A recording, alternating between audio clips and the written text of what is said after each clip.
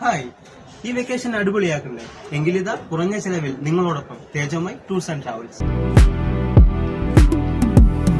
Ottapalam urban bank വിജയോത്സവം 2025 സംഘടിപ്പിക്കുന്നു. ബാങ്കിന്റെ പ്രവർത്തന പരിധിയിൽ വരുന്ന വിദ്യാർത്ഥികൾ ജൂൺ 5-ന് 4 മണിക്കകം നേരിട്ടോ അല്ലെങ്കിൽ അതത് ബ്രാഞ്ച് ഓഫീസിലോ അപേക്ഷകൾ സമർപ്പിക്കാവുന്നതാണ്.